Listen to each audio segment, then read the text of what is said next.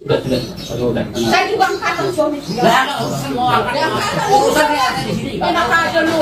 Mau dibawa kok ke apa salah? Sepertinya Pak RT ini ada terkait sama orang Kristen.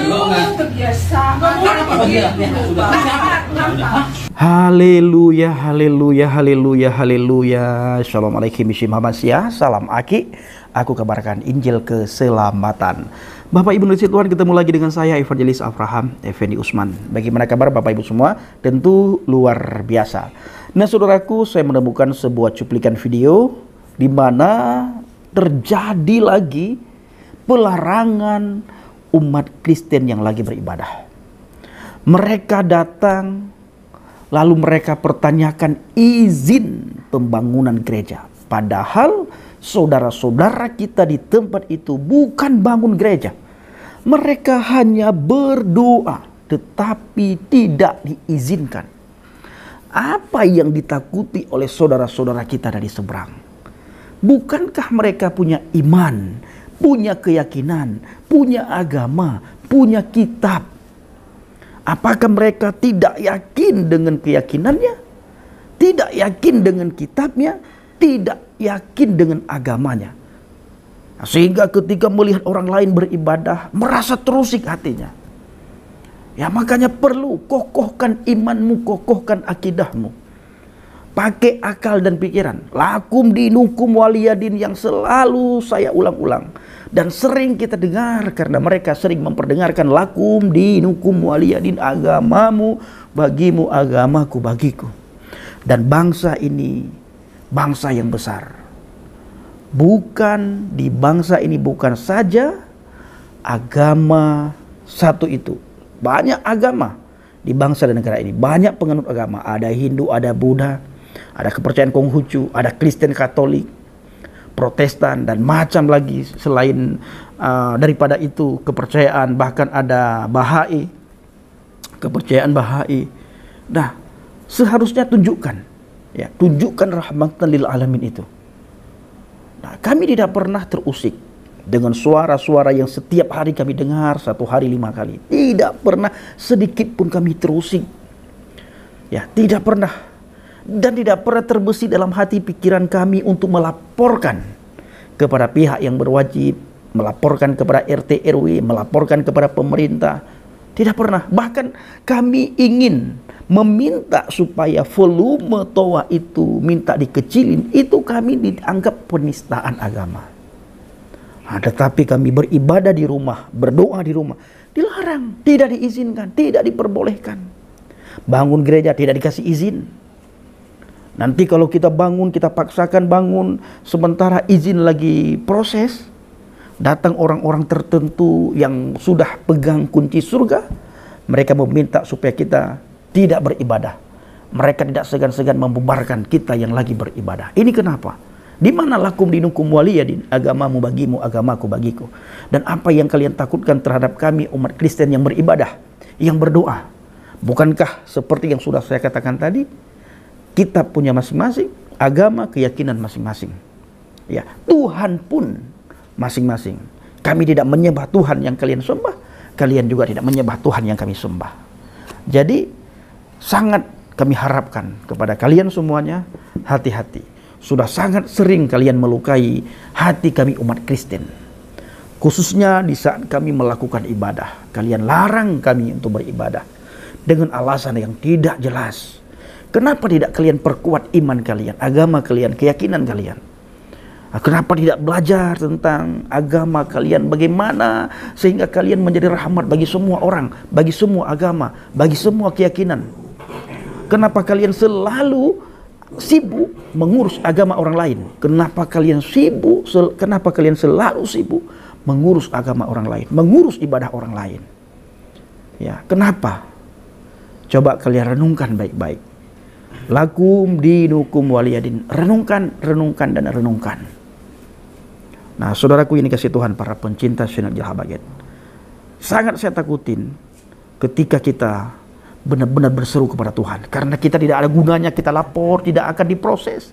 Tidak ada gunanya kita bawa ke ranah hukum, tidak akan diproses.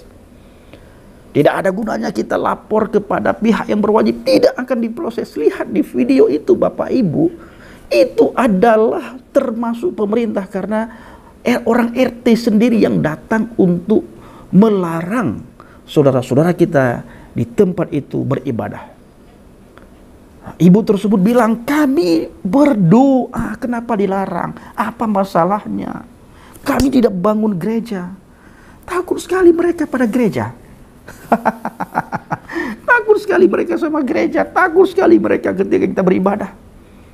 Seharusnya mereka itu demo tempat maksiat.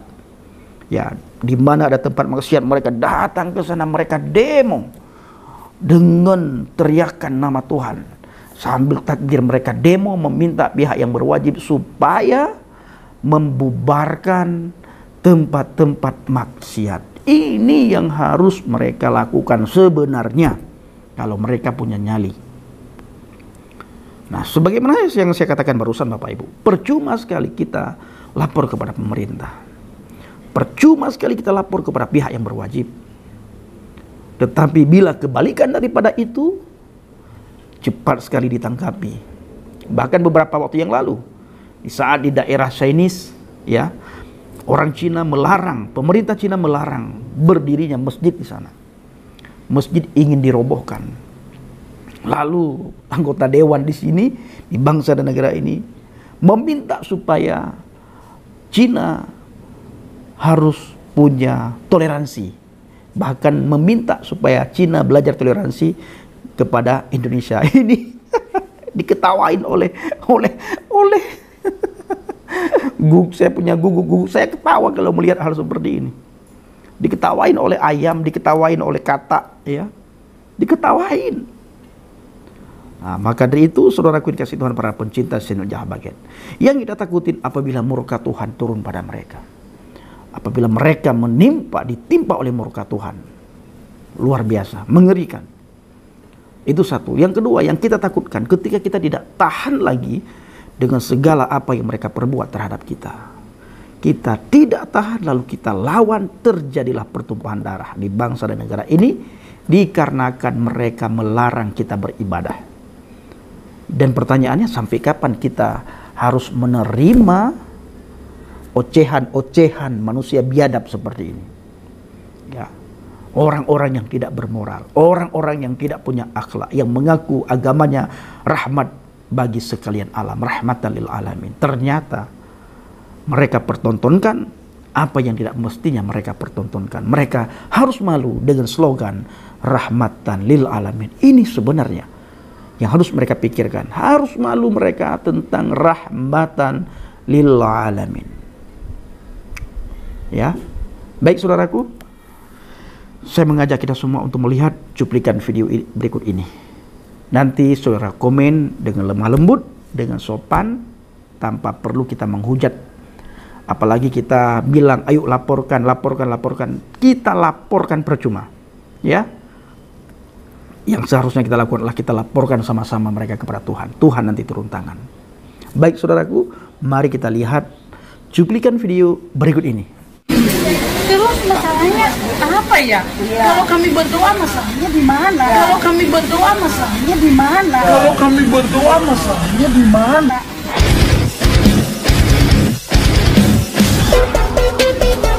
Like a tidal wave.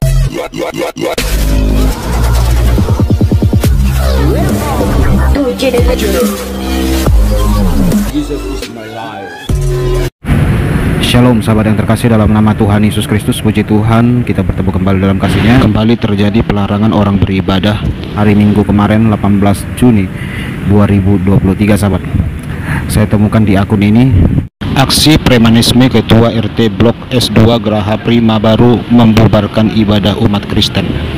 Dari akun Lasi Ellison, aksi premanisme oknum Ketua RT Blok S2 Geraha Prima Baru Mangunjaya Tambun Selatan Bekasi membubarkan ibadah umat Kristen Minggu 18 Juni 2023. Ya sahabat, begitulah kronologinya ya, bagaimana pelarangan orang beribadah di sebuah komplek perumahan. Yuk kita lihat dulu videonya sahabat sebelum saya tanggapi. Saya juga angkatan suami. Lah, urusan mau angkat. Yang angkatan Urusan saya ada di sini. enak aja lu. Mau dibawa kok ke sana. Sepertinya Pak RT ini ada terkait sama orang Kristen. Terbiasa. Kenapa begitu? Kenapa? Penjara. Nggak boleh. Sebenarnya Pak RT ini Kau sama ibu ke sana. Sini. sini Ajar kalian ya udah. Ini ada pemerintahan di sini kan. aja. Sambil aja. Orang Jokowi sendiri pun mau berhak nggak ada. Nggak lebih tenang Pak RT-nya yang itu, yang nggak ada. Kayaknya ini. Pak RT ini ada apa sama orang Kristen? Iya. Kalian lecehkan. Iya kenapa Bapak kayak lemon sekali? Kita nggak Lebar kemana-mana. kan di sini. Kalau saya nggak ada, dan saya selaku pengurus lingkungan nggak ada. Kalau kafe tidak nggak boleh. Ini ya kan Beda. ada Tuhan itu yang melihat siapa yang benar siapa yang salah. Hati-hati aja. Semua manusia nggak boleh sembarangan.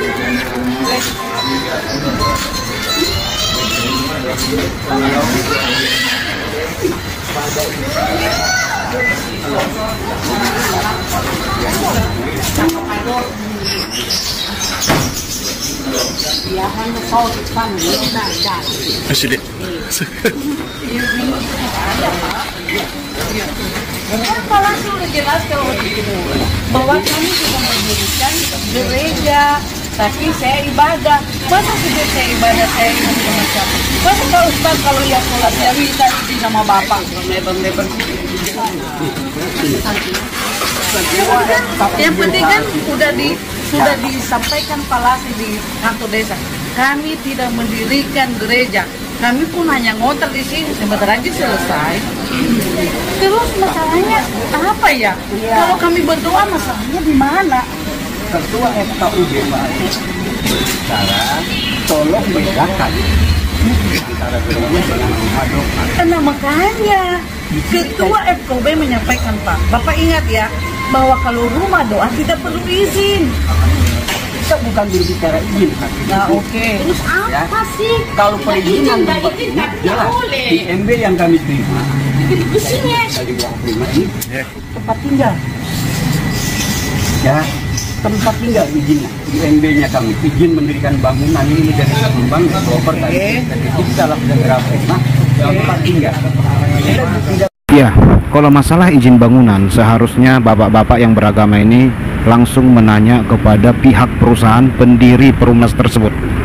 Kalau masalah bangunan tersebut atau pajak atau lain-lain, nanyanya ke PBB Pak, ke kantor PBB, kantor pajak bumi dan bangunan. Nah, seharusnya begitu ya.